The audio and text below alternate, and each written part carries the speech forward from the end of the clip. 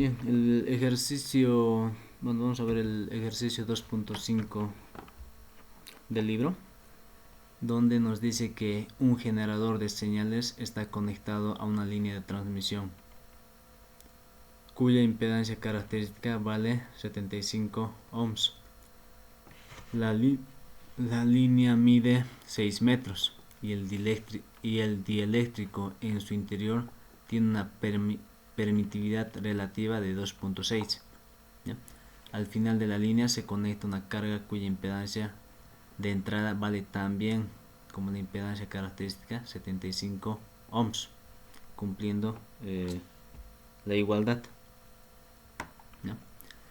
Si el generador tiene una resistencia interna de 1 ohm y un voltaje de salida en circuito abierto igual a esta función en el tiempo de 1.5 voltios de amplitud multiplicado por el coseno de la frecuencia angular, que este es igual al 2pi por la frecuencia 10 a la 8. 10 a la 8 es más o menos, bueno, es 100 MHz. Esto en volts, justamente como dijimos, en función del tiempo.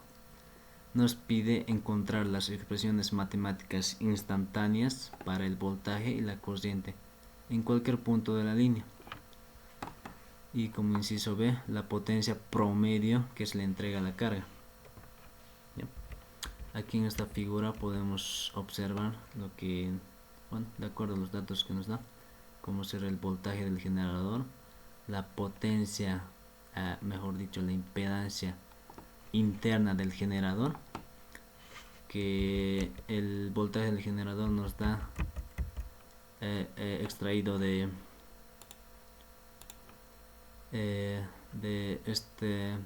esta función en el tiempo. Nos dice que la amplitud es de 1.5 y acá, como no tenemos ninguna fase o desfase, vamos a decir que llevando la fasor su ángulo va a ser de 0 grados, ¿ya? La impedancia interna del generador va a ser de 1 ohm,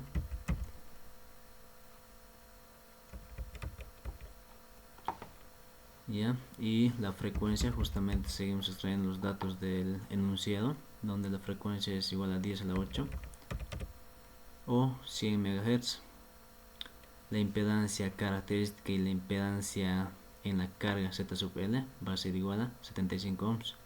La distancia está justamente aquí de 6 metros. La línea mide 6 metros y la permitividad relativa es de 2.6. Todos los datos nos van a ayudar a resolver este problema, ¿ya? Donde acá tenemos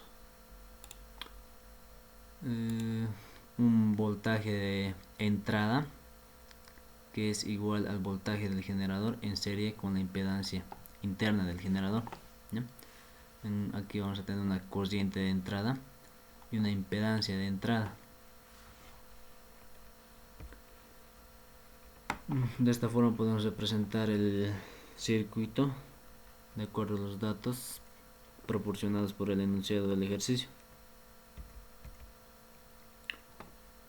Ya, como la línea está acoplada, la impedancia que se ve en todos los puntos de la línea es la misma y por lo tanto la impedancia de entrada también vale 75 ohms, esta impedancia Z en la entrada, ¿ya? De esta figura, de este circuito, podemos extraer o separar, ¿ya? Toda esta sección del circuito, la parte izquierda, lo vamos a separar, ¿ya? Podemos representarlo de la siguiente forma, ¿ya? Donde aún tenemos el voltaje del generador en serie con la impedancia interna del generador y vamos a tener una impedancia de entrada que es igual a 75 ohms. ¿De dónde? Aquí aplicando las leyes de Kirchhoff. Primeramente acá en este punto la tensión que está cayendo en la impedancia de entrada es justamente el voltaje de la entrada, ¿ya? Y por ley de Ohm podemos decir que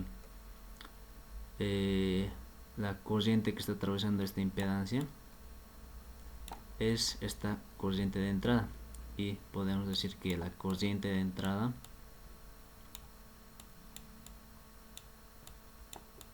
va a ser igual por ley de Ohm a el voltaje que cae en la impedancia, que es igual al voltaje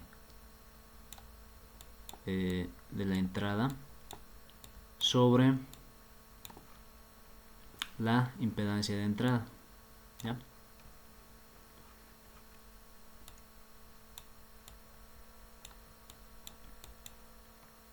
Esto es por ley de Ohm, ¿no? O también podemos decir que esta corriente de entrada, haciendo una mallita simple, cumpliendo o haciendo lo que es la segunda ley de Kirchhoff, donde el voltaje de entrada va a ser igual a, bueno, esta corriente, el voltaje del generador va a ser igual a la corriente de entrada. Ok, un borrador un poco más aquí abajo.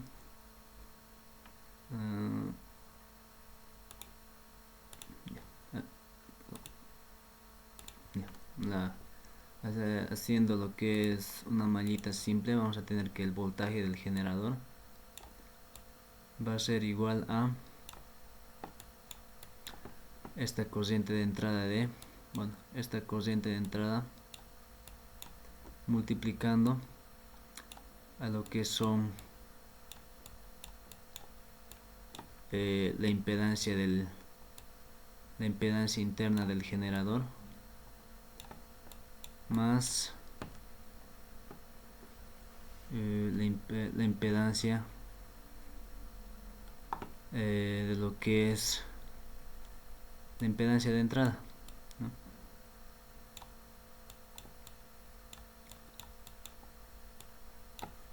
Haciendo una mallita simple, ¿ya? Ahora, de acá, si despejamos la corriente de entrada, vamos a tener que esto va a ser igual a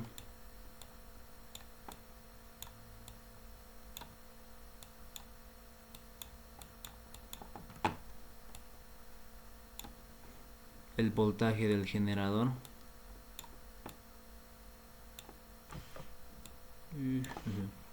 sobre esta impedancia del generador más la impedancia de la entrada.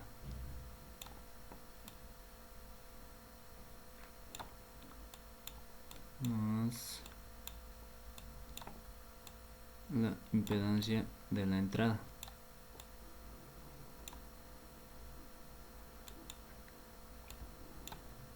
¿Ya? ¿Para qué esto? Para llegar justamente a la ecuación, esta primera ecuación, ¿ya? Haciendo la igualdad de ambas expresiones, vamos a llegar a esta expresión, ¿ya? Donde decimos que el voltaje de entrada va a ser igual a la impedancia de entrada sobre la impedancia del generador, la impedancia interna del generador más la impedancia de entrada, ¿ya?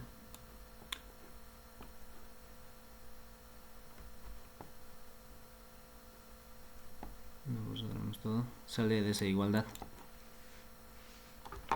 El voltaje de entrada va a ser igual, recalcando, al voltaje del generador multiplicado por la impedancia de la entrada sobre la impedancia del generador más la impedancia de entrada.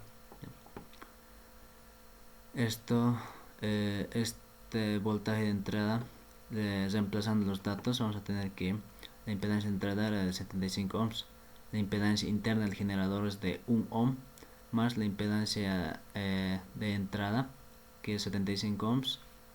75 más 1 serían 76, ¿ya? Tenemos esta expresión multiplicado por 1.5, que viene a ser la amplitud del generador con un ángulo o fase de 0 grados. Esto nos va a dar igual a 1.48 con un ángulo de 0 grados en fasor, ¿no?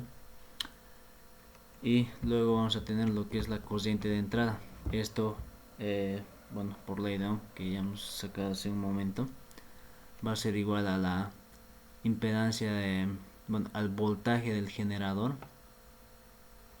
sobre, haciendo la mallita simple y despejando lo que es la corriente de entrada, vamos a tener que va a ser igual al voltaje del generador sobre la impedancia interna del generador más la impedancia de entrada, ¿ya? Donde reemplazando datos vamos a tener que el voltaje del generador es igual a 1.5 con 0 grados sobre los 76 ohms, que eso sale de la impedancia del generador más la impedancia de entrada, ¿ya? Como resultado nos va a dar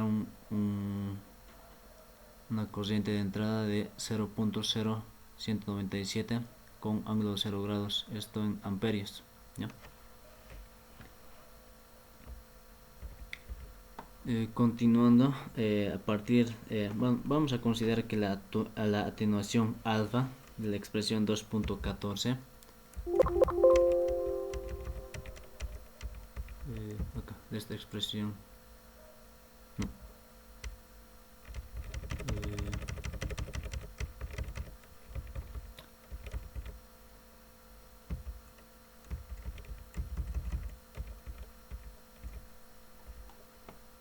vamos a considerar que la atenuación alfa es despreciable, ¿ya? Entonces vamos a partir de estas dos expresiones, la 223, que este es igual a la velocidad de fase, igual a la velocidad angular o frecuencia angular sobre beta, y esta a su vez la frecuencia angular va a ser igual a 2pi por la frecuencia sobre beta. De esta expresión 2.23 y de la expresión 2.24 vamos a tener como resultado, o extrayendo estos datos, la constante de atenuación.